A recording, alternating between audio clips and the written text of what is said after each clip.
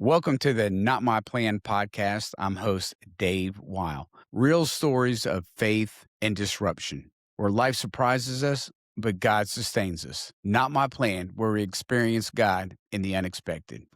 Faith, a little bit about this podcast. My dream and my hope behind it was helping people experience God in a positive way when things haven't gone according to plan by sharing each other's stories. So I really feel like as believers, we don't share our stories enough and how God's worked in our life. We can help give other people hope and encouragement. So it's basically a platform to share stories. That's all it is. Yeah, I think it's awesome. I think it's really gonna help a lot of people. Have you ever had anything in life not go according to plan?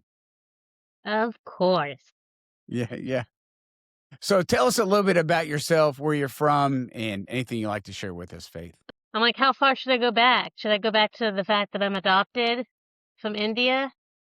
That would be a great place to start. So you're from India. I did not I'm know this. adopted. I got a twin sister. You know, there's people that you meet and they're like, you can't say God wasn't a part of their life. Like, I'm one of those people. Like, from the beginning, God, like, put us in an orphanage with a lady that was a Christian. She wouldn't let my sister and I get separated, and she tried to get us into a Christian household. So that was the beginning of my life. So were you in India in the orphanage? Yeah, I think we were 6 months when we got adopted. So, and we were like teeny tiny, like that So small. you don't even remember your time in orphanage, I assume. No, Okay. How old were you when you found out that you were adopted? I don't know, but my parents are pretty open about adoption. So there's actually 11 of us in my family, and we're all adopted from different countries. And my mom used to work at an adoption agency. So they've been pretty open with everything. Any Wow. questions we want to know, anything we want to know about our culture, our families, they were pretty open and told us whatever we wanted. Sure. Growing up, was there a time where you're like, "Mom, Dad, you look a little different," or how did that come about? So, well, no, because I'm from India and they are Caucasian and from Texas. So there was obviously a difference. Right. Obviously, they're not my parents. Right. But, they kind of, I don't know what age it was, but they just kind of probably set us down and told us, like, you're from this country. And, like, that was always a thing. They always told us we weren't, that they adopted us. But, like, I think at a certain age, we probably asked, like, can you tell us a little more? And my mom actually had us do, like, I forget what, like, kind of like a research paper when we were in summer school with her. Right. You have all these kids and you gotta give them something to do. She's like, I want you to do like a book report of your country. So that like she encouraged us to learn about our country and like what they believe and where they come from and all that stuff. So I don't remember all of it. I remember bits and pieces from what I wrote in my essay or whatever I had to give her. Sure. But yeah, Wow. So what about your adopted family, your brothers and sisters? You said there was 11? yeah, there's 11 of us. So there were four that were adopted when they were a little older, but only probably 2 of them really remember a good chunk of it because they were, like, 8 and 9. The rest of them the other 2, I think, were around 4, so they remember little bits and pieces, but not, like, everything. Sure. But yeah, we all live in this area still, except for one who's in the army. He's in Germany, so Okay. Now, did you ever struggle with when you found out you were adopted, about your birth, your parents, your mom that gave you birth, like what happened to them? I don't really know. I have paperwork on them, and we could have found them, but I was kinda worried, like, they're just gonna ask for money. So I didn't wanna do it because my mom's taking all of us back home to our country to visit from the cities that we're from, you know? So, I've never been curious though, like, I'm happy with my parents. I've had siblings that have questioned, like, they wanna know more, and some of them actually have met their families, so, it was very emotional for them, but for me, I'm just like, "No, these are my parents, I don't really care." You know? Right. Right. So, yeah. I think now I maybe wonder a tiny bit, just more health reasons, because 'cause I'm like, I don't know anything about what we have health-wise in our family, and I'm like, I just kinda wanna know, like, is there anything I need to be looking to for myself? And then if I did ever have kids, like, is there anything I'd wanna be checking for my kid, you know? So, Sure. but that's really all I think about, like, health reasons. How did your parents find you? How did that come about? I don't really know. I know they, like, tried to have their own kids, and then that didn't work, and then they went through some agency, and then they thought it was gonna work, and then it didn't, and then they thought it was gonna work, and it didn't, and then they tried to have Right. kids again, and then all of a sudden God opened the door, and there was me and my sister. And I don't even think they were trying to get twins. I think they were probably Right. just trying to get one, but God brought me my That, sisters. that, awesome. What's your sister's name? So it's Grace. So Faith and Grace. Wow. Is that the names that you were given at birth, or did your No, parents? we had Indian names, but I couldn't tell you what they were. Gotcha. So Faith and Grace. What's your Yep. middle name? So Faith is my middle name. Danielle and Deborah are our first names. All right. So tell us something else you want to share about Uh, kind of your journey, whether it's through adoption or your walk with the Lord, or yeah. This is not my plan. right. I will share a little bit of my testimony. So I guess it's been like 3 years now, maybe four. I end up having to get a divorce. Hmm. I married him when I was 27, I believe, in 2015. Well, you only look like you're 23, so Right? Thank you. you're welcome. You're welcome.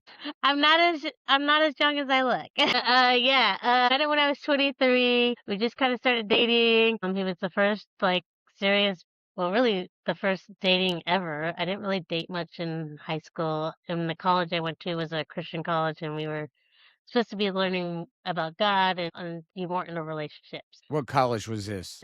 So the whole thing was called Honor Academy, but the part I went to was called Center for Creative Media, and that's how I Okay. learned how to do all the video editing and filming. More video editing than filming, but I learned a little bit of all of it. So Okay. yeah, yeah. And then I did 3 years at Nashville State, just getting a associates in communication, visual communications. So, Okay. and All that's right. around the time I met my ex. Uh, yeah, it's hard So being out of the house for the first time and making your adult decisions.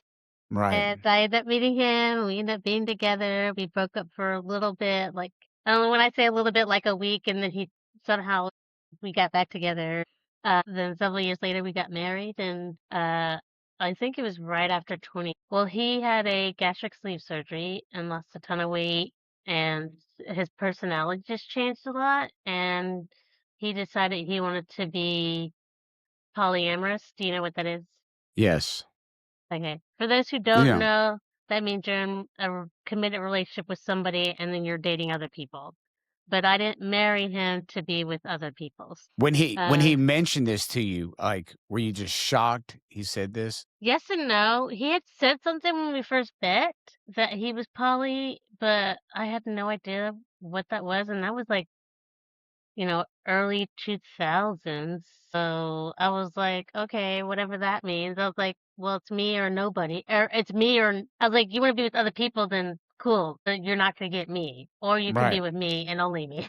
And he Right. chose me. So, Right. but yeah, so it wasn't Hmm. a complete shock, but at the same time, it was because I'm just like, what are you doing here? Like, Sure. where did How this come long up again? Sure, how long had you been married at that time? About 5 years. So Wow. yeah, we were together about 12 years altogether. We were getting on to our 6th year. So you told him no, or how did you respond to when he asked you this?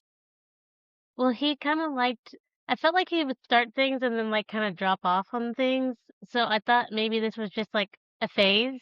So I was like, "Okay, I'll learn about it a little bit and, like, talk to a counselor about it or whatever," but I had no intentions of actually following through with it, Sure. and it obviously wasn't just a phase for him because he wanted to continue and I did not, and it ended up with him talking to some of the girls, and then he was hanging out with this one girl a lot, and um, I end up just eventually not being able to take it anymore. I had so much anxiety, Sure. and I finally went to my pastor's wife and told her everything that had happened. And I mean, I felt so much guilt, like it was my fault too, because I'm like, "Well, I allowed this?" And she's like, "This is not your fault. This is not this is not normal. Like, well, let's see if we can get a meeting with you and him and see if we can fix things." So we did meet with our pastor, and we were supposed to meet him one more time, and then he ended up going on a trip with this girl. And Hmm. I was like, what do I do? Do I stay and fight? And at this point, I had already been fighting for probably almost a year to like save my marriage. Sure. So yeah, at that point, I was like, do I stay or do I like leave? And he's like, let me pray about it. And then he texted me that night, and it's like, you can divorce him. So I did. But that wasn't the miracle part. The miracle came after all the trauma. Right. I will say God really showed me several things. One, he showed me that this whole time I was trying to save him and be a savior, and that wasn't my place. That's only God's place. And then second thing is when you go through something like that, you start questioning a lot of stuff, and I kept questioning what is love. And at Hmm. the time I couldn't see it. But after I was out of it, I realized like, wow, he like showed me what real love is. And through this whole thing, I did not do anything out of fear. People wanted me to like shut down accounts and stop talking to him and this and that. And I'm like, no, like I'm not gonna do anything fear-based. And I end up forgiving him. We actually we're able to talk. We don't talk all the time, but like, here and there I've said something to him and he said something to me, and like we're cordial about it. And I don't have any hate towards him, even though it was very traumatic. There was a lot of other stuff that happened. I just won't go into that. Sure. Was it a process? I mean, to be able to forgive, and obviously you were hurt. You're like, this was your husband, and he's basically quit on you. Yeah, it definitely was a process, but I felt like it was really just God. Like I felt like He gave me joy in the pain, and He helped me forgive him, and to be able to tell him. I literally sat in front of him and told him, I was like, I hope you know what you did is not who you are. I'm like, just because you did this action does not mean that's who you are for the rest of your life.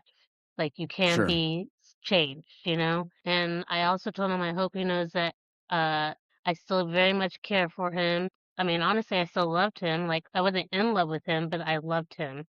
Sure. And I told him that God loved him and that I would give him up. If I had the choice between giving him up and keeping him, I'd give him up every day just so he could learn that God loves him. Sure. So, question for you, Faith. Someone who might be listening or watching this podcast, and they're going through something maybe similar to that, how could you give them hope or encouragement, or what to possibly do first? Well, first and foremost is, well, I have a very strong faith in Christ. So really, the first thing I would tell you, regardless of where your relationship is with Christ, is just ask him to come into the mess with you and help you, because he Hmm. will come into the mess with you and help you. Like it's not too much for him, you know? You think it's too much, but it's not. Like he can take it all. So I feel like that's probably the first move that I ended up doing right, is when I went to my pastor's wife and told her what was going on and stopped worrying about being ashamed or put down. And I was just honest, and got help, and then just seeked God through it all. Like that's literally how I survived. Like just seeking God. Sure. Like I didn't I didn't know what to do. I like lost everything. Right. Can you imagine what your life would be like if you weren't able to forgive him? Because a lot of people have things that happen and they're just like, I can't forgive. Yeah. So what I tell people, and it's not easy. There's some days I still get mad at him about stuff he did, and I'm like, God, help Sure. me forgive and move forward. So there's kind of two steps. Like you can forgive them, but things are gonna come up, and you're gonna have to ask God to help you forgive them. Because when people do damage like that, it just doesn't go away. But Sure. I tell people when you don't forgive somebody, it's not hurting them. They don't care. Most of the time they don't care. But it does help you. Like if you don't forgive, you get bitterness in your heart, you get anger, and it gets the devil a footstool into your heart and lets it fester, and it becomes something that you can't control anymore. And it just makes you someone you don't wanna be. If I hadn't forgiven him, I wouldn't be full of joy and love and kindness and being able to do what I do now? So, Right. because 'cause I'd be stuck in the bitterness. Sure. That's a great word for all of us that, Mhm. forgiveness is not always easy, but it's critical to, if you have the bitterness or unforgiveness in your heart, is it possible it's hard to experience joy if you have that hatred or ill will towards others. Yeah, but sometimes you just have to get up and be like, "Lord, help me forgive this person today. Like, I'm still very hurt by what they did, but I just ask you to come into my heart and, like, soften it and heal what was broken." And I Sure. did that a lot, you know? All right, so that happened. What about going forward? Have you been able to like, I'm done with men, I'm not dating again? Or what's that look like for you going forward? So, I did take a little break, obviously, to recoup and, like, figure out who I was as a person again. Because when you're married, you become one. Right. And when you divorce, you become separated again, and it's super painful because God never intended that. So yeah, it took some time, and then I started dating. The dating world is pretty tricky. You just gotta. So I'll say this: I had my three non-negotiables.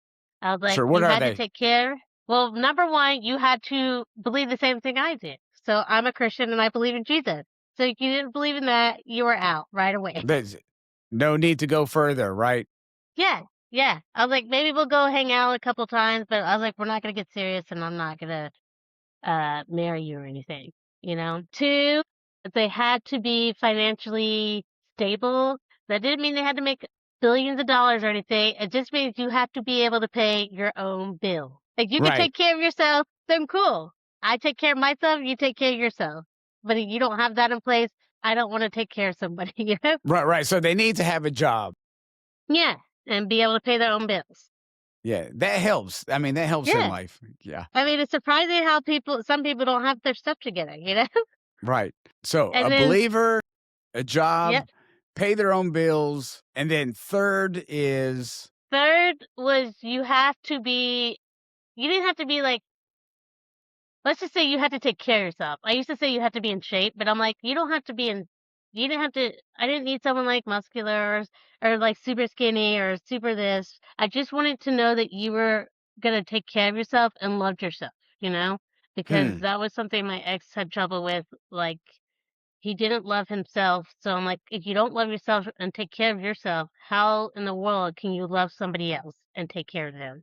Hmm. I That's a good mean, word, Faith. yeah, it's just like, how can you do that? You know? So you have to love yourself and be okay with who you are before you can get in a relationship with somebody else. Sure. Let And me that's ask you a something I had to do myself, you know?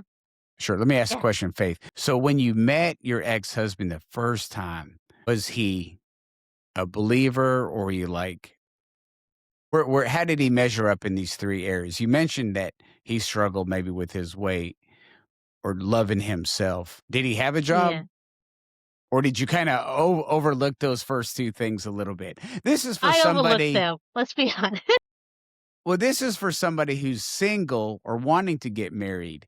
It hmm sounds like there's some wisdom there as you're Yeah. picking someone out. I guess There were if you there was wanna red really boil it flags. down yeah, there were red flags, and if you really wanna boil it down, you need to make sure they have the same faith as you because you can't be unequally yoked, and I Right, thought he was a Christian, but he really wasn't, or at least his faith wasn't as strong. He may somewhat believe, but not like I do, and then right. 2nd, he just did not take care of himself, and like I said, if you don't love yourself enough to take care of your body and take care of your well-being around you, then how can you really love somebody else and take care of somebody else? Did he have a job? So, when we met, no. I was very young. I was 23 and like first real relationship, first time out on my own, living on my own. And yeah, So, I question mean, for that you, happens to Faith. all of us. So, question.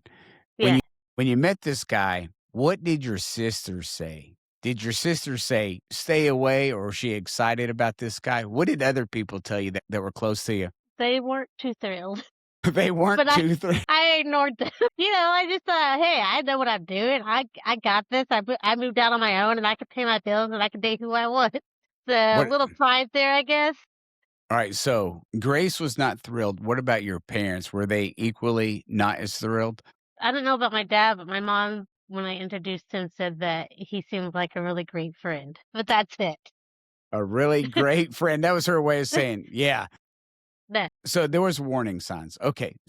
so you started dating again. What happened? Yeah. I started dating again.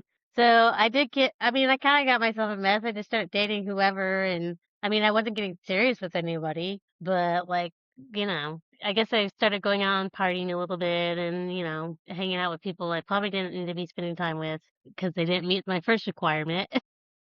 Right. So then at that point, I was like, okay, God, like, I don't know, like, somehow I'm like dating multiple people now. Like, I told them I wasn't serious with anything. I was very upfront. That's one thing Right. I did do. I was honest. I was like, hey, I don't want anything serious. Like, and I'm seeing other people, like, going on other dates, because that's what you're supposed to do when you're dating. You're supposed to go on dates with several other people and get to know people. But I wanted to make sure those people knew so they knew that this wasn't serious and I was seeing other people. Right. So, but then I met my new husband. Great. All right. So you're I married. did What's get his married, name? yeah. His name is Robert. Does Robert Um, have a job? This is good. Does he meet all three requirements or did you overlook he some of does. those? He meets all 3 requirements. Fantastic. I will say the reason I chose to date him, well, first I met him at Chewy's. That was our Okay. first date. It was a little awkward because he ate at work, so he didn't wanna eat with me because he wasn't hungry, and so I am not like most girls and be like, "I just wanna take your money and spend it and get me food." I was like, "Well, if you're not gonna eat, I don't want to do that, like, I'm not gonna eat because I feel awkward just spending your money," you know? Right. I was like, "I'm not just here to just take your money and go," or to get a free meal, is what I should say. But I ended up getting a small thing of rice. I'm sorry, was he working at Chewy's or that was your first date? No, no, that was our first date. He works at Okay. Geodis. He's a Okay. data science analyst. So Okay. they feed them sometimes, and that was one of those days. They fed them before he left Okay. work, and of course, you're gonna take free food. So, Right. so that was our first date, and we had a lot of things in common. And he definitely met the "I'm a believer" check mark, Right. right off the bat. So, but I wasn't sure yet. I was like, I'm not sure about this guy. Like maybe, but we could do another date. I ended up having a couple weeks before I saw him again because I went on a road trip, and then work stuff. So when we saw each other again, we went to the karaoke bar in Murfreesboro. Well, I guess not it's called MJ's. I don't know if Okay. you know of that. It's not really a karaoke bar. They just had karaoke night. Right. They got pool Anyway, tables there? yeah, yeah. Okay. Um, we went there. I was so nervous. I don't even know why I was nervous. Now I do, but I didn't know why I was so nervous. But I get there and he was nervous, I guess. We're both dressed up because I had gone to an event beforehand. So he dressed up so I wouldn't be the only one dressed up in this, you know, hole in the wall bar type thing. Huh? Anyway, he gets up there and sings Getting Jiggy with It by Will Smith and kills it and then sings Ring of Fire. And then I'm like, I really like this dude. Like, I feel like he could fit into my life. Like, Right. I was very going out to a lot of events all the time because I was running a nonprofit beforehand.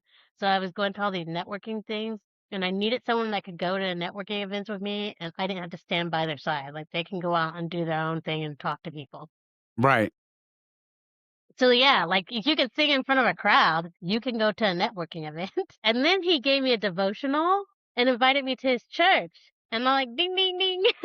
Oh, I this was is like, we good news. have a winner. But no, that's when I was like, yeah, I'll keep dating this guy after he sang for me. And then the next day he brought me the devotional and we watched the movie. We watched the new Twister movie. And then I told my parents about him and they met him. I think we went on a couple dates after that. Sure. What did your mom say? Did she say he'd They make a great loved friend or No, they loved him. this is good? And So, your sister, yeah, what did Grace say?